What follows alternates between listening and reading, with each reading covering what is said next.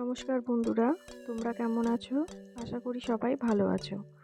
তো আমরা গিয়েছিলাম হ্যালিফ্যাক্সেরই একটা বন্দর এলাকা, যেটার নাম হচ্ছে ওয়াটারফ্রন্ট। তো এখানে বিভিন্ন রকম জাহাজ, স্কুনার, বোট, বড় বড় জাহাজ সব নোঙর ফেলে থাকে। তো এই যে স্কুনারটা দেখতে পাচ্ছ, এর নাম হচ্ছে ব্লু নোজ 2। তো এই ব্লু নোজ 2 স্কুনারটা তোমার এটা অ্যাকচুয়ালি দ্বিতীয় প্রতিরূপ, যার প্রথমটা ছিল 1921 সালে তৈরি হয়েছিল ব্লু নোজ, যেটা 1946 সালে সম্ভবত এটা হারিয়ে যায় সমুদ্রে, এবং তার প্রতিরূপ হিসাবে এটি তৈরি করা হয়েছিল। তো এটি পুরোটাই কাঠের তৈরি, এবং এতে যে আগেকার দিনে যে পালের ব্যবস্থা ছিল, পালবাহী যে নৌকাগুলো চলতো, সেরকমই পালের ব্যবস্থা ছিল, বড় বড় পাল। তো দেখতে খুবই সুন্দর লাগছিল।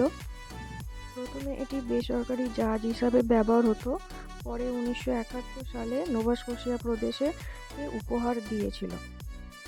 তো এটি শিক্ষামূলক বিভিন্ন উদ্দেশ্যে বা জনসাধারণের ভ্রমণের জন্য বা বিশেষ বিশেষ কোনো ইভেন্টের জন্য এটি ব্যবহৃত হতো। এটি যেমন আমরা দেখতে পেয়েছিলাম, আমরা গিয়েছিলাম সেদিন কানাডা ডে ছিল, তো কানাডা ডের জন্য এই হ্যালিফ্যাক্সে সেদিনকে নোঙর করেছিল, এবং বিভিন্ন মানুষ এতে করে ভ্রমণও করতে পারছিল ওই দিনে।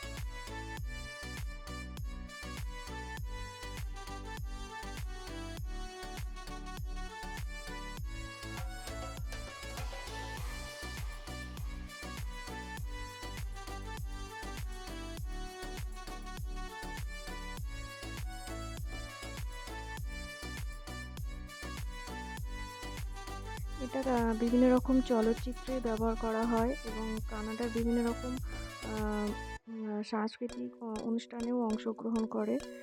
আর এটি একটি কানাডার নোভা স্কোশিয়া প্রদেশের একটা মূল পর্যটন আকর্ষণও বলা যেতে পারে। তো এই জাহাজটা একটা জাহাজ নয়, একটা জীবন্ত ইতিহাস বলা যেতে পারে।